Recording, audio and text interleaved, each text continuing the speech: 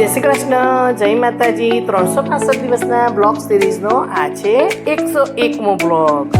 મેં તો મારું રૂટીન કામ પતાવ્યું અને ચા નાસ્તો કરવા બેસી ગયા। સરસ ચા નાસ્તો કરતા ગયા અને વાતો પણ કરતા ગયા। અને જે કાલે સોફાના કવર ધોયા હતા તેને આજે ચડાવી નાખ્યા। કાલે તો મને ટાઈમ મળ્યો નહીં કારણ કે હું તો ગઈ હતી ગરબામાં। પછી તો લઈ લીધું ઘરનું બીજું બધું કામ, ફટાફટ એ બધું કામ પણ પતાવ્યું અને પછી તો કરી નાખી રસોઈની તૈયારી।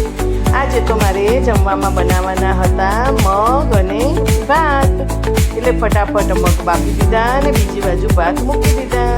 મગ તૈયાર થઈ ગયા એટલે તેને વઘારી પણ નાખ્યા।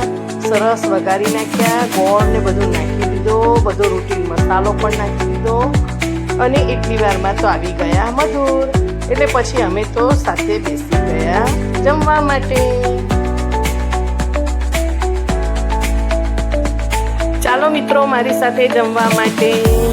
મગ, ભાત, કેસર કેરી કાપીને અને કાકડીનું કચુંબર અને સાથે દહીં। કોને કોને કેસર કેરી ભાવે છે તે જરૂરથી કોમેન્ટ કરજો અને મારો બ્લોગ ગમ્યો હોય તો લાઈક, શેર અને સબસ્ક્રાઈબ કરજો।